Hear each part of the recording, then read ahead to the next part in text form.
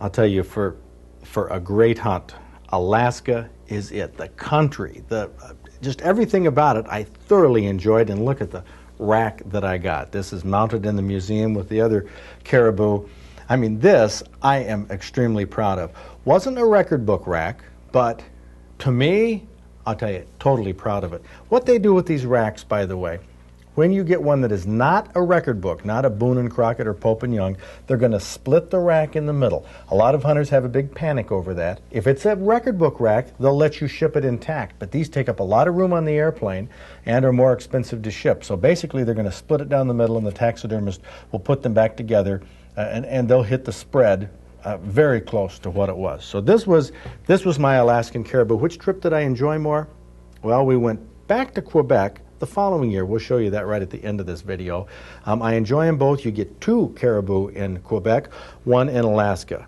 I think my heart, though, is in Alaska. Great country. What a time we had. I'm going to go over a list of things. A lot of people ask, what should I bring? I'm going to go over some lists that I've made over the years on caribou hunting. Let's see what I have. Extra plastic bags. Plastic bags, you know all the rain that is up there?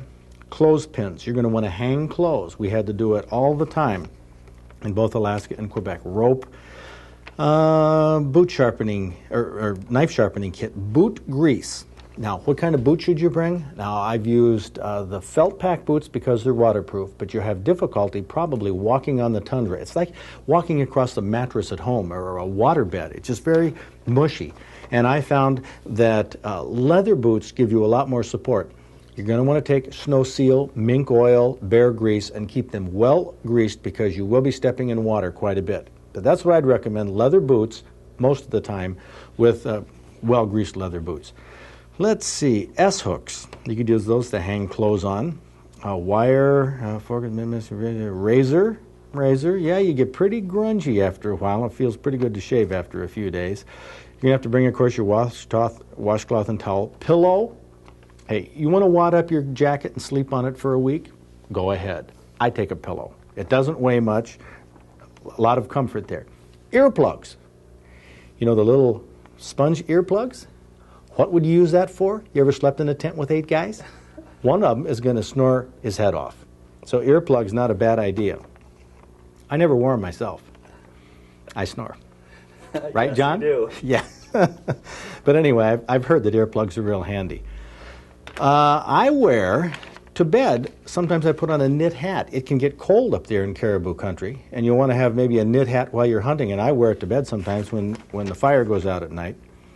First aid kit, yeah, you never can tell. Sunscreen, insect bite relief of some type. It only happens when the wind stops and it gets hot, then the bugs can come out, but we haven't had that very often. Rain suit, star. I got a star right here by the rain suit. A good rain suit. I often wore the insulated Cabela's jacket and outfit. That's what I'd recommend, but sometimes if it gets too warm, you're going to want to go just to a regular rain suit. But it is wet all the time. Wetness is the #1 factor you're going to have problems with in caribou hunting, so be prepared for that. Zipper duffel bag, extra boot laces. You don't want to have those break. Let's see, tote bag, a bucket, something. A lot of things that you're going to bring, you're not going to need. Like, you might change your underwear every day. Okay, guys, I'm being real honest here. You might not. You're not going to change your shirt every day. You're not going to change your pants every day. Socks, I like to change my socks every day and my boxer shorts. But beyond that, you're not going to change. Why? The other guys stink. You're going to stink. I know I'm being kind of crass on this, but it's the truth. It gets comfortable to wear them day after day. They're warm. You just end up not changing your clothes as often as you think. I mean, when you're back in the bush, you're by yourself. You may have a shower. They do have it base camp in Alaska at Osprey Lodge. And if the showers are working, don't count on everything working all the time. And don't be bringing your brochure and say, look, it says here hot showers. Sometimes the gas isn't there, they have problems with the equipment, and you're way back in the boonies. There's no going to the yellow pages back there. So they do the best they can, the camps that I've been to, but they do have problems from time to time. Thongs or slippers. Why would you bring slippers? Because walking around the tent, if you do it in your socks are going to get wet. If you do it in your bare feet, you're always knocking them off and getting them into your sleeping bag. I would bring some slippers to wear around the tent. Okay, the guys make, don't do the big fuzzy pink ones. I guess you can. I mean, who's going to know? Flashlights.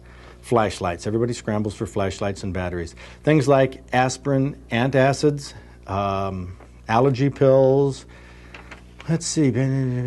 That's basically it. You're going to want to wear the clothing that you saw me wear, wool shirts. But mainly keeping dry is the problem. And keeping dry, if the tent can sometimes have leaks, be prepared for that. Take a tarp, a real lightweight tarp. One last tip here. You're going to be flying. Sometimes they nick you for overage at the airport. And I mean seriously nick you. We have to take our camera equipment and gear. Most of the time they haven't charged us. One time going to Quebec, $475 on the spot U.S. currency. And you can't really leave anything behind. There's nobody to leave it with. And you're going to be stuck. So take as little as you can. That's why I say don't take an assortment of guns, fishing tackle, all that. Most of it you're not going to use. If you have any questions, you can give me a call, and I'll answer any questions you have. Oh, what about booze? Oh, everybody likes beer. Forget beer. Forget it. It costs too much to take back in. I mean, if you're really, really rich and you want to pay up in Canada $75 a case, be my guest, $3 a can. Plus, they'll charge you for flying it back in. So I suggest if you have to have booze with you, take a bottle of it, roll it up in a lot of underwear and things, and put it in your duffel. But this is not really a place for party time up there because you can't afford to bring all the booze back in, and especially beer. So plan on going without it. Take something else, something smaller. And another thing, you will run out because your buddies are going to be drinking it because they won't bring enough. So that's the way it goes. But caribou hunting is a lot of fun. You get big rack, big animals on these, lots of meat. You can't beat the caribou venison that you get. I mean, it is terrific. Try to take care of that meat. You saw how to do it, bone it out. I guess another tip is bone out your own meat and don't leave it. Don't just cut off the quarters and think you're going to ship them back home with the hair on it. They'll rot and they stink. What you should do is get the hair off of that, and you may have to do it yourself in camp, especially if there's a lot of people with a lot of caribou. So get that meat cut off, put it in plastic bags, get it shipped back, try to get it cool as fast as you can. Now, we're going to take you one more trip. It's the last trip that we've made up to Quebec. This time we took our guns, 2 caribou each. They were nice bulls. Here's the story. And by the way, that's what we'll close with. Enjoy yourself caribou hunting. And like I said, give me a call if you have any questions. Good luck.